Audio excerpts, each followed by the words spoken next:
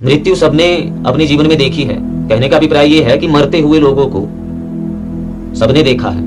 अब कोई व्यक्ति जब मरता है तो चाहे एक सेकंड के लिए ही मन में आता है, चाहे वो स्त्री है चाहे पुरुष, हमारे मन में एक सेकंड के लिए ही आएगा कि अरे ये संसार क्या है। उसे ही वैराग्य बोलते हैं, उसी का नाम वैराग्य है।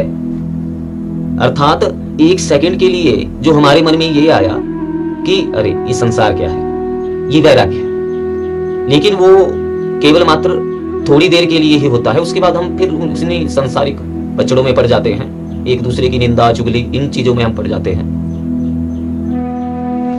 सांसारिक जो क्रियाएं हैं वही बात है, वह भी करनी है। सांसारिक क्रियाएं नहीं छोड़ सकता कोई भी। हमारे कहने का अभिप्राय ये नहीं है कि आप सांसारिक क्रियाओं को छोड़ दो, लेकिन बात वही है कि आप सांसारिक क्रियाओं को भगवान से जोड़ दो। केवल मात्र आपको संसार का जो भी कार्य करना है वो परमात्मा से जोड़कर करना है, बस यही बात है। कुंती के विषय में सब जानते हैं। कुंती के जीवन में हमेशा दुख रहे, वो कभी सुखी रही ही नहीं। पहले पति की मृत्यु हो गई और जब बच्चे हुए तो उनको अज्ञातवास और वनवास हो गया। अब एक जो मां होती है वो तब ज्यादा दुखी होती है जब उसका बच्चा दुखी हो। तो कुंती को आप सोचो, पहले पति की मृत्यु फिर बच्चे दुखी, तो वो तो हमेशा ही दुखी। तो अंत में जब भगवान श्री कृष्ण ने कुंती को कहा कि बुआ सबने सब कुछ मांगा, मतलब जीवन में मुझसे सबने सब कुछ मांगा और मैंने दिया, लेकिन आपने आज तक मुझसे कुछ नहीं मांगा, इसलिए मैं चाहता हूं कि आज आप मुझसे कुछ मांगो। कुंती ने क्या कहा? कुंती ने कहा विपदः संतु अहर्निशम, हे माधव, हे कान्हा, हे कृष्ण, अगर मुझे कुछ देना है, अगर आपकी इच्छा है तो आप मुझे विपदाएं दीजिए, आप मुझे दुख दीजिए। कृष्ण जी थोड़े से मुस्कुराए, थोड़ी सी उनके चेहरे पर हंसी आई और उन्होंने कहा कि बुआ पूरी आयु दुखी रहने के बाद भी आज भी तुम दुख ही मांग रही हो, ऐसा क्यों? अब कृष्ण तो सब कुछ जानते थे, केवल मात्र लीला के लिए वो ऐसा कर रहे थे।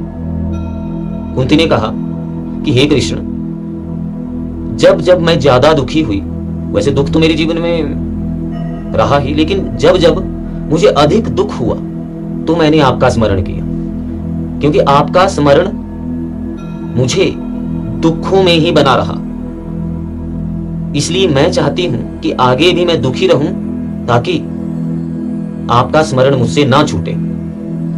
तभी तो संसार में भी देखा जाता है, जिन व्यक्तियों के पास अधिक साधन है, अधिक पैसा है, वो इन चीजों की तरफ ज्यादा ध्यान नहीं देते, ना वो ऐसे प्रवचनों को सुनते हैं, क्योंकि वो तर्क जरूर करते हैं। अच्छी बात है, मैंने एक दिन भी कहा था कि तार्किक बुद्धि होनी चाहिए, लेकिन तार्किक बुद्धि में अहंकार नहीं होना चाहिए। तर्क होना चाहिए, लेकिन तर्क होने का मतलब ये नहीं है कि आपके पास अगर सब कुछ है तो आप भगवान को कटघरे में खड़ा कर देंगे। ऐसा नहीं होता। भगवान को जानने के लिए हजारों बार बोल चुके हैं कि धूल का कण बनना ही पड़ेगा। अगर आपके पास भोग विलास भी है, सब कुछ है, तब भी आपको एक सामान्य जीवन जीना पड़ेगा। आपको अपनी जीवा को दुख देना पड़ेगा, अधिक स्वादिष्ट वस्तुएं नहीं खानी पड़ेगी, लोगों से दूर रहना पड़ेगा, एकांतवास करना पड़ेगा, फालतू की बातों को छोड़ना पड़ेगा। तब आपको परमात्मा का मार्ग थोड़ा बहुत समझ आएगा। आपको क्या, हमें भी तभी थोड़ा बहुत समझ आएगा। इसलिए सभी से हाथ जोड़ के प्रार्थना है कि परमात्मा की प्राप्ति सदकर्मों से होती है, तो अपने कर्मों को सुधारने की कोशिश कीजिए। आपके जो काम है वो केवल मात्र परमात्मा से जुड़ जाए। हजारों बार इन बातों को हम रिपीट कर चुके हैं, बोल चुके हैं कि जो बुरी बातें हैं उन्हें छोड़ दीजिए, चाहे वो कोई नशा है या कोई आंतरिक निंदा, जलन, द्वेष, चुगली है, इन सबको छोड़ दीजिए। आपका जीवन सुखी हो जाएगा, आप सुखी हो जाओगे। कम से कम एक बात जीवन में याद रखिए कि एक दिन मरना है।